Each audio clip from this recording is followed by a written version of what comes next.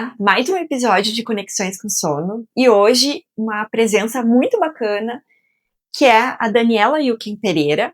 Ela é uma médica acupunturista, faz um trabalho fantástico aqui em Novo Hamburgo e vou pedir que ela se apresente, que fale da sua formação, como é que é o seu trabalho e vamos desenrolar a nossa conversa. Imagina, muito obrigada pelos elogios, você também é excelente. Então, olá a todos, eu sou médica, acupunturiatra e sou pós-graduada em dor. Também sou professora do CESAC, que é o Centro de Estudos em Acupuntura, né? Então, é um curso de especialização em acupuntura médica só para médicos que habilita para fazer a prova do título de especialista em acupuntura pela ANP. Eu atuo aqui em Novo Hamburgo desde 2017, trabalhando com a acupuntura. A acupuntura é o carro-chefe, é a minha maior procura, né, pelos atendimentos é por acupuntura. Uhum. Ai, que muito legal, né? É uma especialidade diferente, né? É uma especialidade, eu sempre comento com os pacientes, é uma especialidade reconhecida, né? Não é nenhuma terapia alternativa, que às vezes falam em acupuntura, eles acham que é uma, né? Que é pseudociência, que é magia, né? Não, acupuntura não é nada disso. A acupuntura é uma especialidade médica reconhecida no Brasil desde 1995. Né? Bacana. Em 92 foi reconhecida como ato médico, porque a gente introduz agulhas no corpo do paciente, né? Então, o procedimento invasivo é um ato médico. Mas, já antes, em 1988, já se conseguiu introduzir a acupuntura no Sistema Único de Saúde no Brasil, já com alguns ambulatórios de acupuntura, né, espalhados em alguns hospitais também. Ai, que bacana. E me conta, assim, como é que a acupuntura chegou, assim, no Ocidente? Tá, que é algo meio, né, que a gente só sabe de uma medicina mais oriental. Né? Então, a acupuntura tem uma história bem interessante, assim, bem legal. Os primeiros relatos de acupuntura no Ocidente eram por padres jesuítas, né? No século XVII e XVIII, né? Eles tinham algumas anotações de acupuntura. Mas não era, assim, muito bem visto, né? Era uma coisa mais meio mágica, meio espiritual, né? Então não chamava muito a atenção da classe médica, da classe acadêmica. O que aconteceu? Em 1962, um presidente dos Estados Unidos, Richard Nixon, ele fez uma viagem para a China para estreitar relações, né, entre Estados Unidos e China, que estavam, né, pouco relacionamento, foi lá, fez essa viagem para conhecer, e esses presidentes, eles levam uma comitiva, né? Entre essa comitiva vai muitos jornalistas da imprensa. E durante essa viagem, um jornalista da comitiva passou mal lá em Pequim. Ele teve uma crise de apêndice, né? Então ele foi parar num hospital chinês e foi operado lá, né? E lá, muitas das cirurgias, a anestesia é feita por acupuntura. Ai, que legal. Essa informação eu não sabia. Sim, as cirurgias abdominais anestesia por acupuntura, né? Então ele fez essa cirurgia, né? Ele era o repórter do New York Times, né? Um jornal importantíssimo no mundo inteiro, de grande prestígio.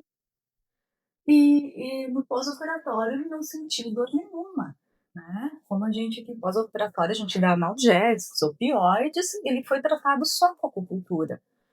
E ele se impressionou com aquilo, mas que coisa fantástica, eu não precisei tomar nenhuma medicação e não senti dor, nem parece que foi operado da apêndice. E o que aconteceu? Quando eles retornaram aos Estados Unidos, ele escreveu um artigo contando toda a história, tudo que aconteceu, pós-operatório, todos os tratamentos que ele fez lá na China. E isso despertou um boom, assim, um interesse na classe médica, né? Daí o que aconteceu? os médicos, tanto na Europa quanto nos Estados Unidos, começaram a criar grupos de estudo da acupuntura e para a China, né, para ver essa técnica, conhecer e começar a estudar. Então, a partir daí, de 72, foi um marco para a acupuntura no Ocidente. Ai, que legal. E olha a história fantástica, como a gente desconhece. Eu acho que a história da medicina tem tanta coisa linda no meio, né? Uma sorte, uma crise de apendicite, né? Um jornalista de um jornal importante foi operado e conseguiu introduzir a acupuntura aqui para o Ocidente. E muitas vezes a gente comenta com os pacientes assim, eu vou te encaminhar para acupuntura. E as pessoas ficam morrendo de medo, porque elas têm a impressão que é a mesma coisa de uma agulha de fazer uma injeção. Exato. E eu não sei se é uma coisa, mas sempre remete um pouco a benzetacil. Ai, meu Deus, céu, que medo, eu tenho morro de medo de agulha, ou de coleta de exame de sangue, né? E não, né? Não. É uma questão, uma agulha totalmente diferente. Então, exatamente, isso é um medo maior. Muitos pacientes, às vezes, eles me falam na primeira consulta, eu demorei para vir à acupuntura porque eu estava com medo das agulhas, né? Então, eu tive que criar coragem. Aí depois eu explico como é as agulhas, mostro, eles perdem medo na hora. O que acontece? Então, as primeiras agulhas de acupuntura, né, lá na China, que a acupuntura tem uma história de 2.000 a 5.000 anos de história, desde antes de Cristo, né, é uma das medicinas mais antigas do mundo. Então, as primeiras agulhas, elas eram feitas de peixe, de espinha de peixe e de pedra. Imagina, né? De pedras e espinhas de peixes. Depois veio os imperadores, né? Daí os imperadores, eles tinham suas próprias agulhas. Eram agulhas de ouro, que eles usam para tonificar o corpo, e agulhas de prata, que seria para sedar. E a medicina chinesa tem muito isso, de tonificar o paciente, ou se o paciente está em excesso, sedar.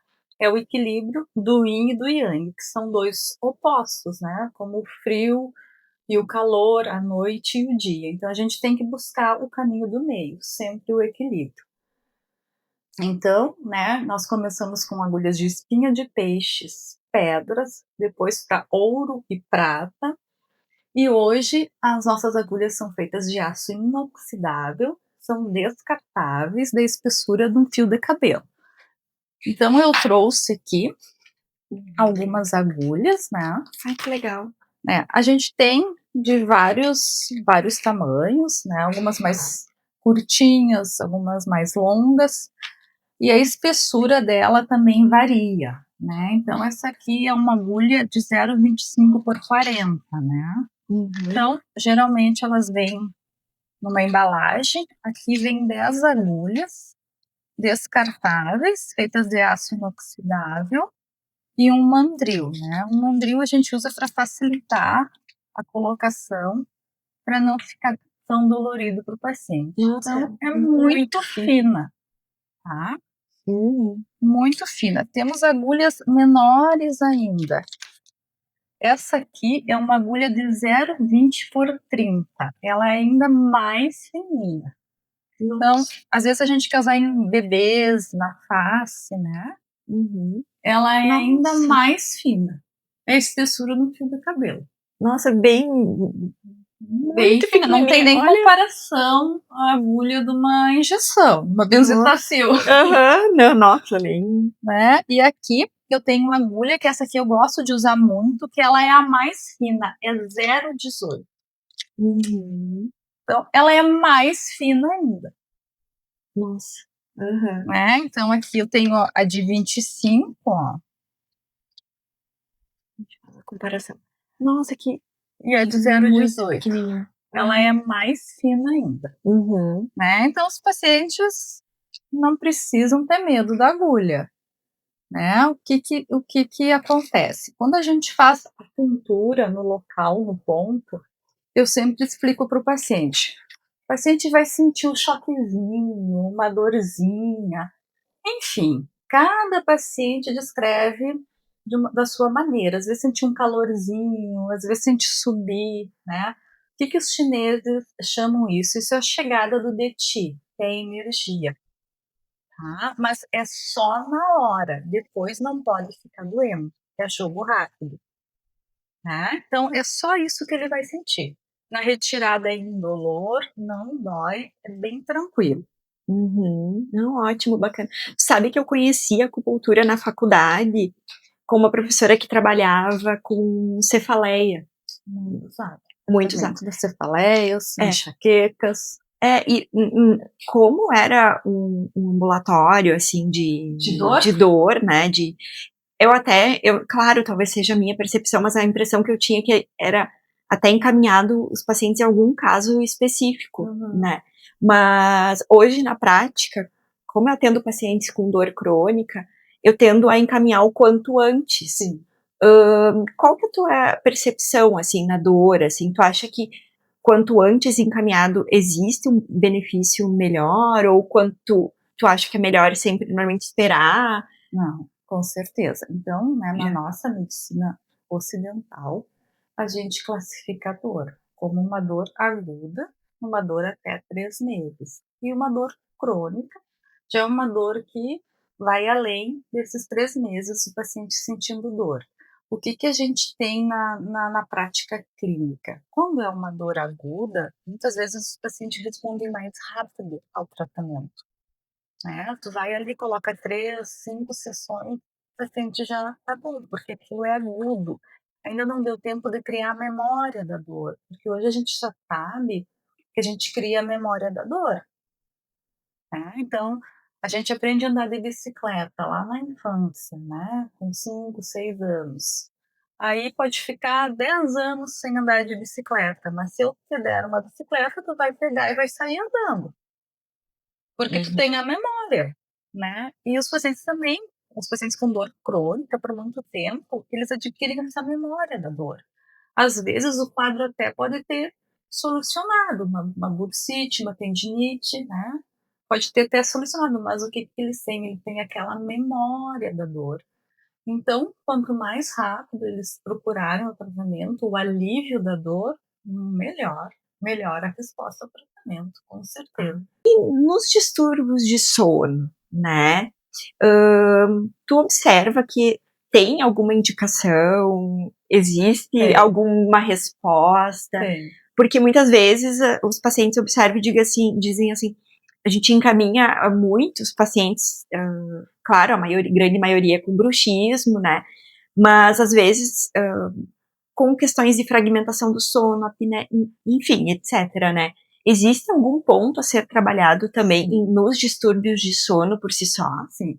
Então, os estudos, né, eles acreditam que a acupuntura, ela regula o nosso sistema nervoso autonômico, né? Ela diminui o estresse, diminui a produção do hormônio cortisol, né? Então, tudo isso é maravilhoso para o sono. Ela também diminui a ansiedade. Na acupuntura, os nossos diagnósticos são um pouco diferentes da nossa medicina ocidental, né? Então, por exemplo, tinha um paciente com insônia, tu vai pedir exames, uma polissonografia, né? Vai encaminhar um cirurgião dentista, um buco, se for preciso avaliar cada dentária, né? Então, na medicina chinesa, os meus exames são um pouco diferentes. Eu examino o pulso e a língua, né? Então, os chineses, eles acreditam que o exame, a expressão da nossa língua diz muito pelos nossos órgãos internos. Tá? Então, órgãos internos para os chineses são o Zangfu. Então, para gente que se formou em medicina, no início, quando eu comecei a estudar acupuntura, meu Deus, mas o que eu estou estudando? Zangfu? E o que eu fui me meter? Sim, né? Imagina uma coisa diferente. É muito diferente do que a gente tá... Se pronto, você tá achada de hippie, né? vendo na faculdade, né? Fiquei assim, mas depois a acupuntura, depois que começa a estudar e ver os resultados, a gente se apaixona. É amor que não acaba mais. Então vamos lá, voltamos pro Zangfu. Então, o Zang, para os chineses, são todas as vísceras maciças. E os Fu são as vísceras ocas. Tá? Então, para eles, sempre vai ser os pardinhos. Tá? Por exemplo, rim, que é o órgão maciço, e Fu é bexiga. Então vai estar sempre o rim e a bexiga, né? O baço, pâncreas, estômago, né? Fígado e vesícula biliar. Então vai ser sempre os pares. Então eles acreditam que a topografia da nossa língua pode nos mostrar como está a saúde dos nossos ângulos.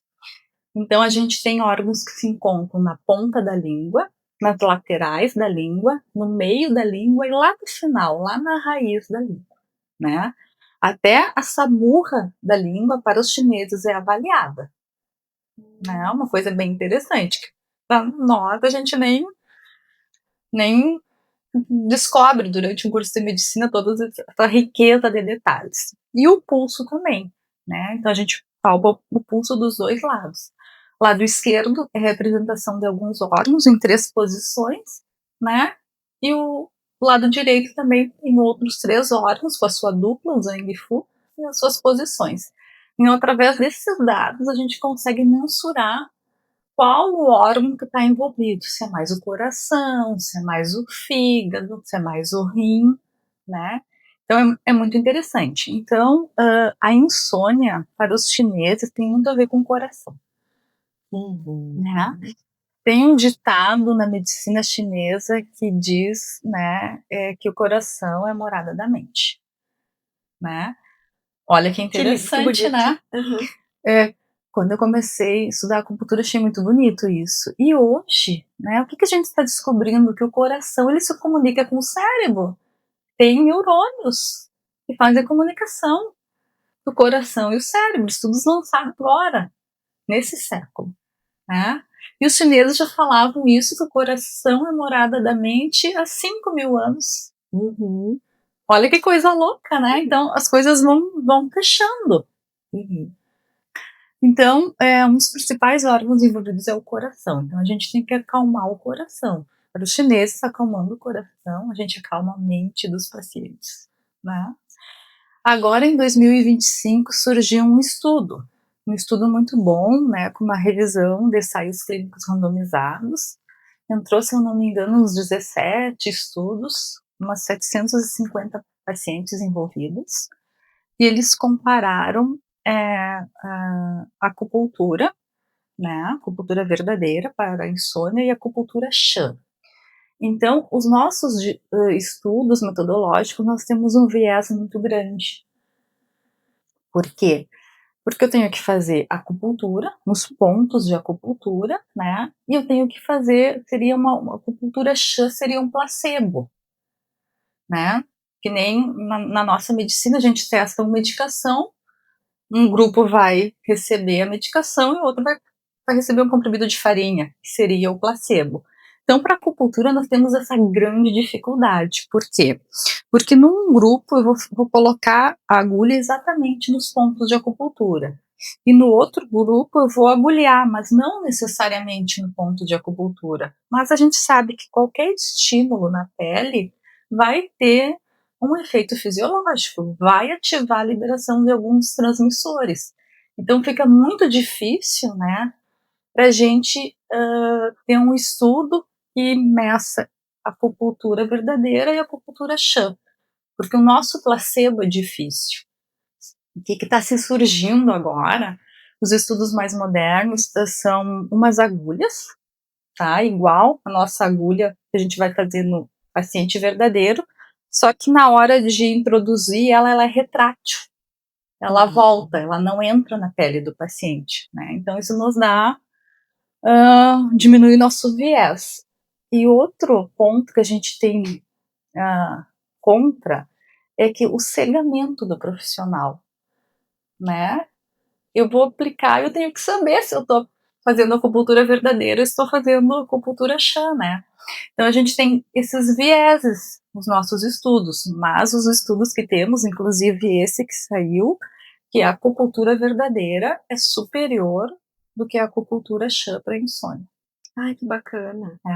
E existe também algum ponto, assim, de ativação para questões de ronco também, ou não? Como é que funciona? Sim, a gente tem um ponto que a gente usa muito aqui, ó, é na base da língua. né? Então, que ele vai trabalhar essa musculatura aqui da língua, é bem tranquilo para o paciente, né? Ele não sente dor, só que a gente tem que ter cuidado, né? Então, tem que ser um profissional capacitado, tem que conhecer a anatomia, tem que saber onde que está agulhando, né? Então, a acupuntura, ela sempre, o paciente que chega a uma queixa, a gente tem pontos locais, no local da queixa, e pontos à distância. A gente usa muito pontos nos pés e nas mãos. Então, é sempre uma combinação, né? Conforme a queixa do paciente, é pontos no local da dor, pontos à distância. Não, bacana. E existem, assim, grupos que são contraindicados à realização de acupuntura? Por exemplo, grávidas, bebês, alguma doença valvar, enfim, etc. Assim, existem contraindicações? Claro. Não, como todo tratamento, né, tem os seus prós e os seus contras.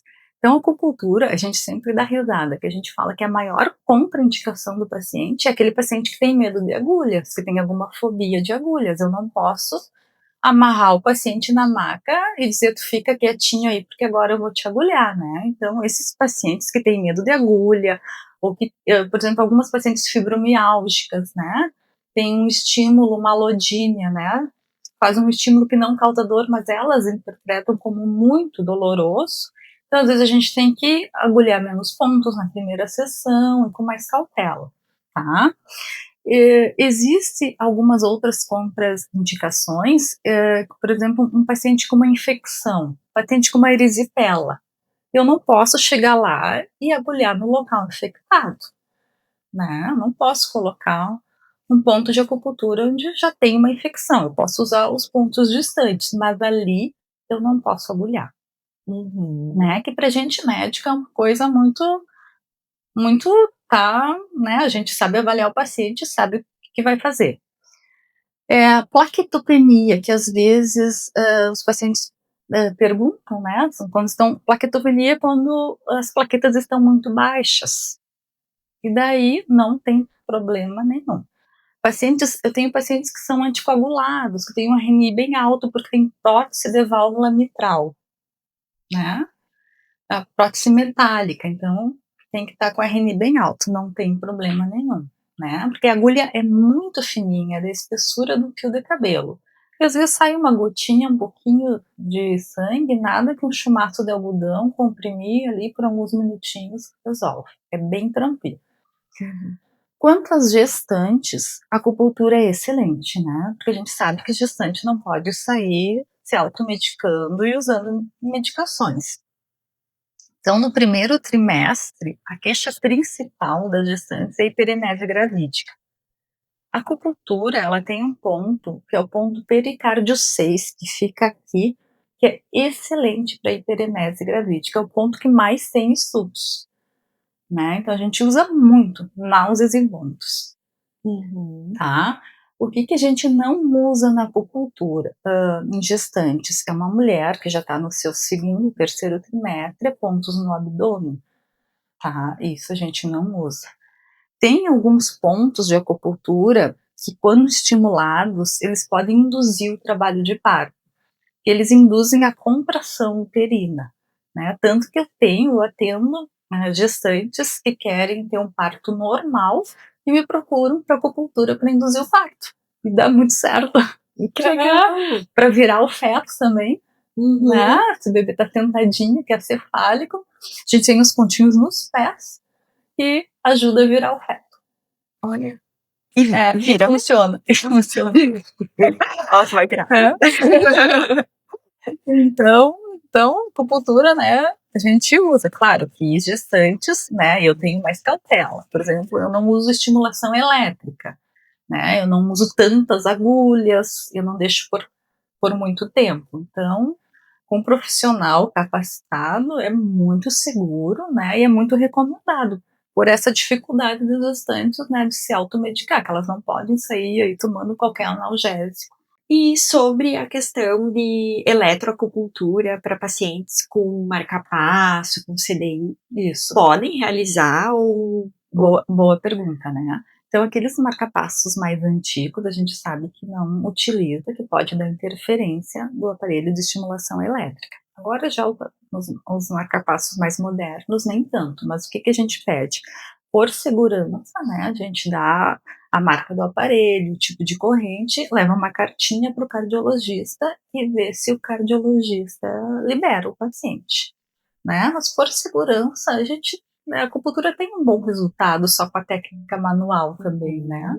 Então, a gente acaba usando sem estimulação elétrica. O que eu tenho também alguns pacientes que têm doença de Parkinson, tem marca-passo, né, cerebral implantado. Então, também a gente aí também tem que ter um cuidado maior com esses pacientes. Uhum. No caso dos pacientes com insônia, é usado sempre estimulação elétrica ou não, assim, sempre mais manual? Eu gosto, né? Eu gosto. Pelo menos assim, ó. Durante a sessão, né, a gente tem alguns pontos mestres, né, que a gente usa sempre, tá? E o resto dos pontos tu vai avaliar como é o paciente, né? Daí tu vai, através do exame da língua, como eu te falei, do exame do pulso, vai ver qual o Zangfu que está mais envolvido. Então tem aqueles pontos mestre e depois os outros pontinhos vai ser de acordo com cada paciente. Seria mais personalizado, né? Então, durante um tratamento, o agulhamento vai mais ou menos umas 10, 12 agulhas, nunca ultrapasso a 15, tá? E sempre, dentre essas agulhas, eu escolho 2 pontinhos que eu estimulo, porque eu quero dar uma estimulada, que geralmente o paciente está com deficiência, tem que tonificar ali para ele. Então eu gosto, mas uma forma assim, ó, o que eu digo para o paciente? Tu vai sentir o estímulo elétrico agora, nesses 2 pontinhos, por exemplo, ali no teu pé, mas tu não pode sentir dor. Tu vai sentir como se fosse uma formiguinha. Se doer, tu me chama, tu me avisa, né? É bem tranquilo, não precisa ter medo. E em quanto tempo que inicia a acupuntura, você começa a observar uma melhora clínica dos pacientes? É imediato? É por sessões? Como é que tu nota? Isso é uma pergunta muito frequente, né? Às vezes o paciente vem na primeira consulta e ele já quer saber, ai doutora, com quantas sessões eu vou ficar bom? Né? Eu vou te dizer, o que eu vou te dizer? Eles querem uma resposta, eles querem que eu diga 6 sessões, 10 sessões. Eu sou bem franca com o paciente, eu não posso mentir, enganar o paciente. Eu vou te dizer, olha, eu não sei como é que tu vai responder à acupuntura, né? Nós vamos fazer hoje a primeira sessão, geralmente a gente faz uma vez por semana que vem tu vai voltar, vai me dizer como é que tu passou, se notou alguma diferença, se aliviou a tua dor. O que a gente já sabe? Tem pacientes que respondem rápido e tem pacientes que demoram mais para responder. E tem uma porcentagem pequena de pacientes que não respondem à acupuntura, tá? Que geralmente são os pacientes que também não respondem da analgesia com morfina, está interligado. Tá? Então, esses não vão responder, mas é uma parcela mínima. Então, eu sempre digo para o paciente, ó, se eu te disser que com 6 sessões, com 10 sessões tu vai sair bom, eu vou estar te mentindo, porque eu não tenho uma bola mágica, né? Isso vai depender da tua evolução, como tu vai responder à acupuntura, né? E o que acontece? Às vezes o paciente vem para tratar insônia, ele acha que só fazendo acupuntura vai melhorar, e não é, a gente sabe que é um tratamento multidisciplinar, né? Exatamente. É uma série de quesitos que entra, a higiene do sono, aí tu pode falar... É a via de mão dupla que eu sempre falo, a gente dá o arsenal, mas também tem que... Ele tem muito comportamental. Tem que dizer, eu posso te ajudar, mas tu também tem que fazer a tua parte, né?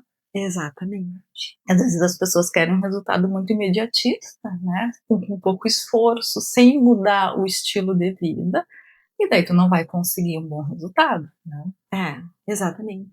E hoje em dia a gente sabe que a gente está num mundo muito ansioso, um mundo muito estressado. Claro, eu sempre comento assim que nem tu falaste, é um tratamento, é sempre tudo muito multidisciplinar.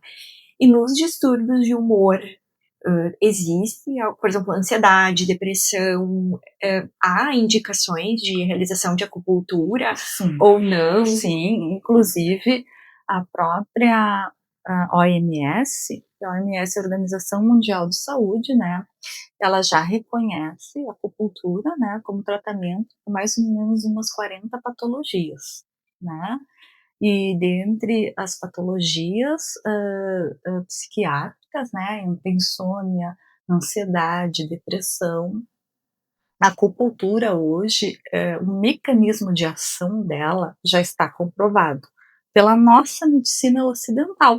A gente já conseguiu comprovar. Então, né, faz a puntura, né, libera o estímulo, corno posterior da medula, córtex cerebral, daí ela age em várias vias da dor.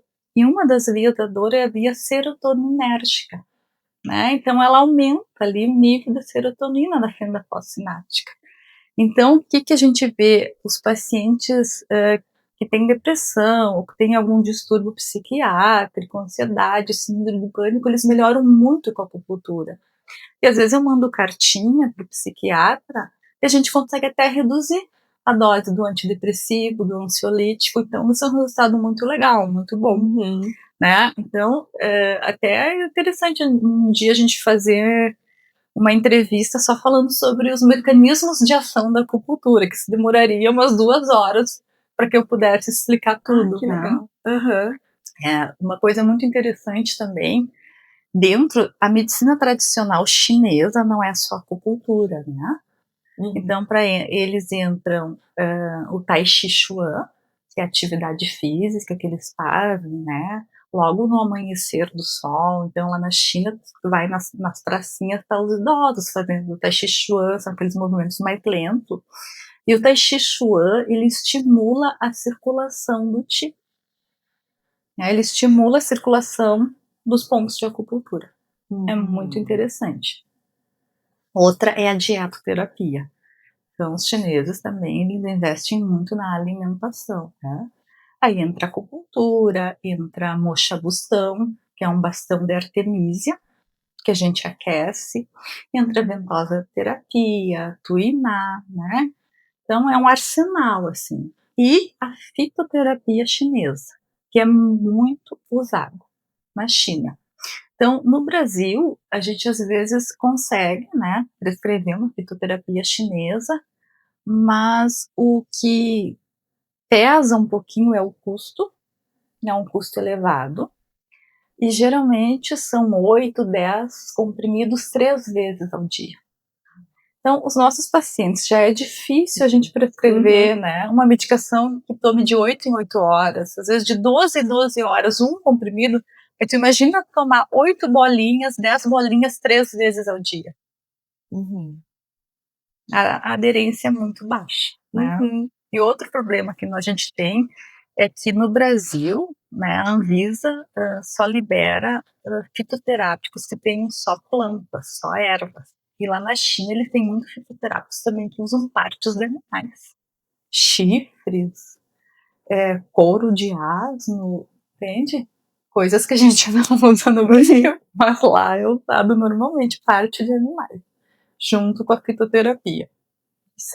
Então a gente ainda tem esse percalço no meio do caminho, né? Entendi.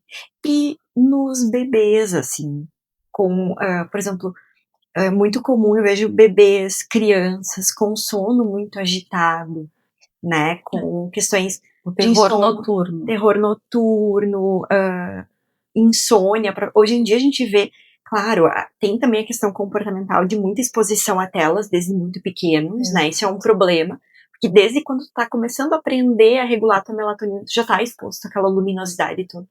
Mas também tem essas outras questões do sono mais agitado, de terror noturno. Há alguma indicação de acupuntura nesses casos? Sim, a acupuntura é ótima, né? O que a gente tem? A gente tem uma fase ali, ó, do recém-nascido até os 8 meses, 9 meses, que a gente consegue agulhar, porque ele ainda não tem aquela associação, ainda ninguém disse que aquela agulha vai te causar dor, vai ser dolorido, né? O que acontece? Eu agulho agulhas pequenas e bem fininhas, tá? Então, todos os bebês que eu tratei foram muito que me procuraram foram para as cólicas no primeiro trimestre, uns 3 meses ali, né? Então, o que acontece? É trabalhoso para a mãe, porque a mãe vai ter que ficar com o bebê no colo, uns 20 minutinhos, né? Vai ter que virar a criança, vai ter que pegar a criança sentadinha de frente para poder colocar alguns pontinhos nos pés, nas mãos e nas pernas. Né? Então vai ter que ficar caminhando ali uns 20 minutos com aquela criança, cuidar para ela não se mexer, para não tirar a agulha do local, né? Tem um excelente resultado. Então, até essa fase etária, aí a gente consegue agulhar. O que acontece? Depois que a criança já começa a entender, já começa a receber as vacinas no posto, já associar a dor, né? Aí ela não quer fazer acupuntura. Então eu digo, o que eu digo? Eu não posso obrigar uma criança a fazer acupuntura. Então, a gente pode usar outras técnicas, né? Como a auriculoterapia, que é a colocação de esferas, né, na orelha. Pode usar ventosa, pode usar moxa, né? E tem alguns colegas que fizeram acupuntura e são pediatras. Né? Então eles usam muito laser acupuntura. Em vez de estimular aquele ponto da acupuntura com agulha, eles estimulam com aparelho de laser. E funciona tão bem quanto? Estimula também. Né? Eu não faço porque a minha área não é tanto a pediatria, mas tem colegas pediatras que usam essa técnica com bons resultados. Por que eu tenho muitas crianças a partir dos 9, 10 anos, né? Eu sempre falo, porque as mães sempre me pedem, meu filho tem dor do crescimento, dor óssea, meu filho eu trato um gurizinho que tem enxaqueca, né? E melhorou muito com a acupuntura, mas ele já tem 10 anos. Então, o que eu falo para a mãe? Ó, tu pode trazer ele aqui, eu vou mostrar as agulhas para ele, eu vou explicar como é que funciona a acupuntura. Se ele aceitar, a gente faz. Agora, eu não posso obrigar essa criança a aceitar esse tipo de tratamento. Então, é bem tranquilo, né? Geralmente, eles vão lá, eu explico, dá tudo certo. Adultos com TDAH, né? Que a gente sabe hoje em dia que tem um diagnóstico mais tardio, né? Existe alguma indicação? Porque eu observo na prática que o TDAH não tratado impacta muito no sono, nas estruturas de sono, né? Tem como ser algum tratamento em conjunto? Tem, a acupuntura pode ajudar. A gente tem alguns pontos, né, que pode ajudar muito. Como eu já te falei, a acupuntura, ela equilibra o sistema nervoso autônomo. E tem uma técnica também na acupuntura, que é a craniopuntura. Porque a gente usa muitos pontos na cabeça do paciente, né? Então a gente tem um bom resultado, que a gente consegue acalmar esse paciente. Esse paciente muitas vezes é muito yang. Então a gente tem que baixar o yang dele, né? Literalmente falando, baixar a bola do paciente, né? Para ele se concentrar mais, ter mais foco. Então pode ajudar muito. E tava me comentando assim no off sobre os efeitos colaterais, que a acupuntura trata quase tudo, né? Isso. Claro, só não, que nem tu comentaste, não vai tratar câncer, né? Mas os efeitos colaterais da quimio e rádio, tu poderia comentar um pouco sobre isso, que eu achei bem interessante. Bem interessante. Então, a acupuntura, ela é excelente, né? Ela se presta muito para aliviar essas dores e os efeitos colaterais da rádio, da quimioterapia, né? Principalmente mulheres com câncer de mama, que passaram por cirurgia, que fizeram esvaziamento ganglionar, né? Então, aquele lado afetado, elas têm mais edema no braço, tem às vezes perda de força, mais dor. Então, a acupuntura ajuda muito. Outro efeito também da quimioterapia, que a acupuntura ajuda muito, são as náuseas e os vômitos, né? Aquela fadiga crônica, aquele cansaço, né, dos efeitos colaterais, de toda essa toxicidade medicamentosa, a acupuntura ajuda muito. Então, a gente tem pontos muito para ajudar o fígado, que a gente sabe na nossa medicina que o fígado está muito envolvido na metabolização, né? De todas essas drogas. Então a gente tem muitos pontos que a gente ajuda o fígado a eliminar essas toxinas. Né? Para os chineses, o conceito de tumores, massas, cistos é a umidade. Então eles acreditam que quando a gente vai acumulando umidade no corpo, a gente vai formando massas, cistos, né? Lipomas. Então tudo isso que vai se condensando na visão da medicina chinesa da umidade. Que interessante. Assim. É bem interessante. E tem algo assim que eu não te perguntei, que tu gostaria de compartilhar a tua experiência, de indicações, de efeito, algo assim que... Então, o que eu queria dizer? Que a acupuntura, ela abre um leque, uma gama de tratamentos, né? A gente pode tratar inúmeras coisas. Mas o carro-chefe, o principal, é a dor, principalmente a síndrome dolorosa miofascial, né? Que ela encontra na acupuntura, no agulhamento, um alívio muito grande, porque ainda no ensino acadêmico, né, a gente não vê muito falar em dor miofascial, ponto gatilho miofascial, né? Então não tem um médico especialista para tratar síndrome dolorosa do músculo. Né? Então fica meio perdido, ou encaminha para o ortopedista, né, ou para um cirurgião, e aquela síndrome dolorosa miofascial não se encaixa muito. Às vezes o que mais ajuda é o fisioterapeuta. Então a acupuntura, ela vem exatamente com uma resposta muito boa para todas as síndromes dolorosas miofasciais, as dores musculoesqueléticas. Porém, ela vai além. Tá? Então tem muito bons resultados para enxaqueca, cefaleia tensional, bruxismo, né? Uma cétera, que às vezes eu vou palpar uma cétera com uma pedrinha ali. Articulação temporomandibular, disfunções da ATM. Outra coisa que a acupuntura é muito procurada para infertilidade. A gente tem protocolos para infertilidade. Tem um protocolo que ficou muito famoso, que é o protocolo de Paulus, né, que a gente faz antes da FIV e logo após a FIV, aumenta muito o sucesso da taxa de fertilidade. Doenças ginecológicas, né, dismenorreia, TPM, que é a tensão pré-menstrual. Então, a acupuntura abrange todo esse leque também. Outras patologias, como doenças neurológicas, temos muitos estudos de eletroacupuntura em sequelas de AVC. Tá? Tem alguns hospitais na China, né, que o paciente está fazendo o tratamento do AVC, já está recebendo acupuntura na UTI, né, para diminuir aquela zona de penumbra ali. Excelentes estudos, que é muito interessante, que aqui ainda não é muito conhecido, muito divulgado. Né? Então, enfim, os pacientes procuram para tratar quase que de tudo. Quase. A gente só não faz milagre. Não, exatamente. Estamos encerrando. Gostei muito da nossa conversa. Eu também gostei muito. Esclareceu muitas dúvidas. Eu acho que a gente poderia ficar aqui 2 dias conversando, teria assunto. Eu acho que vale. Vamos deixar em aberto, então, para a gente conversar sobre mecanismos de ação da acupuntura, para as pessoas entenderem, né? Mas como é que ela funciona? Muitas vezes eles têm remédio, tem medicação na ponta da agulha, não. O remédio está dentro de ti, é a liberação dos teus neurotransmissores que vai te ajudar. A agulha não tem medicação nenhuma, né? Então às vezes tem que explicar isso também.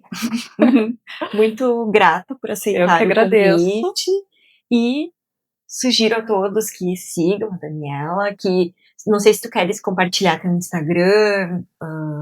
Sim, meu Instagram é doutora Daniela Justin Pereira. Né? Vocês podem ir lá, tem alguns vídeos explicando sobre acupuntura, falando um pouquinho sobre acupuntura também. E o teu contato também, né? Se alguém quiser marcar uma consulta, está lá. Muito obrigada. Imagina, eu que agradeço.